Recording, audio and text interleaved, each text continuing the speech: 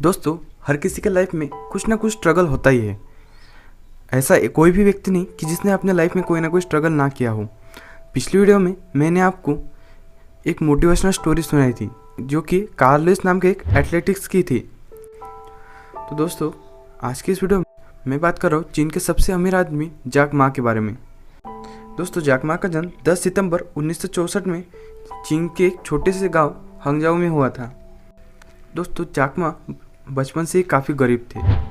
आप इसका अंदाज़ा इस बात से भी लगा सकते हैं कि जब भारत और चीन ये जो स्वतंत्र हुए थे उस समय में जो लोगों की हालत थी वो काफ़ी ज़्यादा बदतर थी।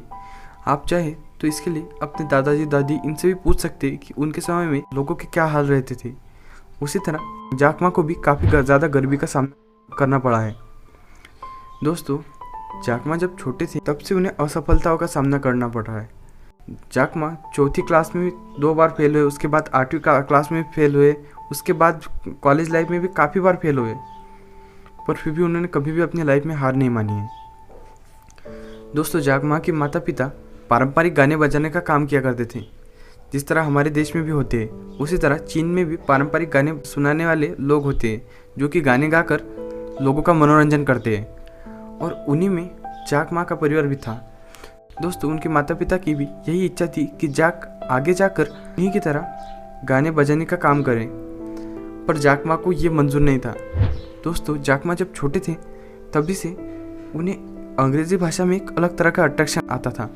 एक बार की बात है, जब वो 13 साल के थे तब उन्होंने 2 लोगों को अंग्रेज़ी भाषा बोलते हुए सुना। उसे लगा कि ये कौन सी भाषा है, ये अलग ही तरह की भाषा बोल रहे हैं, ये लोग हमसे विकसित है, ये कौन सी भाषा बोलते हैं। इसके बारे में उसने जानकारी जुटाना शुरू कर दी।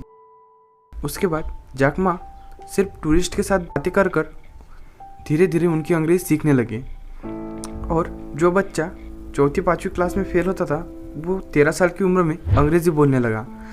अंग्रेज़ी सीखने के बाद उसे अंग्रेज़ी के प्रति एक अलग ही तरह का अट्रैक्शन पैदा हो गया। उसके बाद उसने उन टूरिस्ट को गाइड करना शुरू कर दिया, और साथ ही में वो उनकी भाषा को और भी जानने के लिए एक होटल में जाया करता था। दोस्तों, 13 साल की उम्र में ही जैक मा एक होटल में वेटर का काम किया करता था। हाँ दोस्तों, 13 साल की उम्र में जैक मा एक वेटर का काम किया करते थे। दोस्तों, उनका नाम मा यून था, जो कि अंग्रेज़ी में बोलना थोड़ा कठिन होता है, जिसके कारण उनके जो दोस्त थे उन्हें जैक मा कहा करते थे। दोस्तों, ये जैक मा होटल में फर्श पे पोछा मारने के काम से लेकर बर्तन धोने के काम तक किया करते थे। एक दिन होटल के जो मालिक थे उन्होंने देखा कि ये जो है ये अच्छी खासी अंग्रेज़ी बोल लेता है, तो उन्होंने जैक मा को एक ट्रांसलेटर का काम करने के लिए कह दिया, और जैक मा इसे मान भी गए। उसके बाद उन जैक मा के काफ़ी सारे अंग्रेज़ी मित्र भी हुए। जैक मा उस होटल से निकलकर एक बार एक स्कूल में टीचर के रूप में भी पढ़ाने चले गए थे, क्योंकि चीन में अंग्रेज़ी ज़्यादातर लोगों को आती ही नहीं थी। सिर्फ जैक मा ही उस एरिया में थे जिन्हें अंग्रेज़ी आती हो। उसके बाद उनके जो विदेशी मित्र थे उन्होंने जैक मा को इंटरनेट के बारे में बताया। जैक मा को पहली बार इंटरनेट के बारे में ज़्यादा कुछ समझ में नहीं आया, पर उन्हें कुछ वो नया लगा, इसीलिए जैक मा उनके साथ अमेरिका चले गए, और वहाँ पे उन लोगों ने जैक मा को इंटरनेट की जानकारी दी कि इंटरनेट क्या होती है, कैसे कोई भी कंट्री या फिर किसी भी चीज़ की अगर हमने इन्फॉर्मेशन चाहिए हो तो इंटरनेट पर कैसे अवेलेबल होती है, कैसे ढूंढनी होती है, ये सब कुछ उन्हें बता दिया गया। जैक मा ने ऐसे ही करके एक बार अपने देश का नाम उस कंप्यूटर में खोजने की कोशिश की। उन्होंने चाइना का नाम लिखा, और चाइना के बारे में कोई भी जानकारी उनके सामने नहीं आई। उन्हें ऐसा लगा, अरे हमारा देश जो कि दुनिया का सबसे बड़ा देश है उसके बारे में कोई भी जानकारी इंटरनेट पे नहीं है। वहीं पर 32 साल की उम्र में जैक मा ने अपनी जर्नी शुरू की और इंटरनेट पे सिर्फ चाइना की इन्फॉर्मेशन डालना शुरू कर दिया। और जब जैक मा अपनी वेबसाइट पे वीडियो अपलोड किया करते थे तब उस समय जो स्पीड हुआ करती थी वो काफ़ी कम की थी, आज के ज़माने से तो काफ़ी ज़्यादा ही कम, और उन्हें 3 से 3.5 घंटे सिर्फ एक आर्टिकल को पोस्ट करने में लग जाते थे। आप सोच सकते हैं कि कितना ज़्यादा टाइम उन्हें देना पड़ता होगा इंटरनेट पे, पर फिर भी उन्होंने कभी हार नहीं मानी। जैक मा जब इंटरनेट पे आए तब वो 32 साल के थे, और इससे पहले वो काफ़ी सारी छोटी छोटी नौकरियां कर चुके थे जिसमें हमेशा ही वो फेल हुए। यहाँ तक कि KFC पहली बार चाइना में खुला था तब उन्हें वहाँ पर भी नौकरी करने का चांस था, और उन्होंने वहाँ पर अप्लाई भी किया था, पर जो 24 लोगों ने वहाँ पे अप्लाई किया था उसमें से 23 लोग सिलेक्ट हो गए थे और एक मात्र जाकमा थे जो वहाँ पर रिजेक्ट हो गए थे।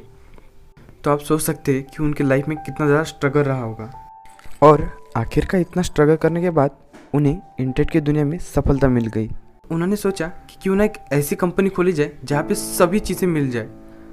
उसी तरह उन्होंने अपनी कंपनी का नाम रखने के बारे में सोचा। वहीं पर एक होटल में जाकर वेटर से पूछने लगे, तुमने अली बाबा का नाम सुना है? उस वेटर ने कहा, हाँ, वो 40 चोर वाला कहानी। उन्हें लगा कि अरे चाइना में तो अली बाबा ज़्यादातर लोग जानते ही है। उसके बाद वो अमेरिका गए, वहाँ पर भी उन्होंने वही क्वेश्चन किया लोगों से, उन्हें भी अली बाबा के बारे में पता था।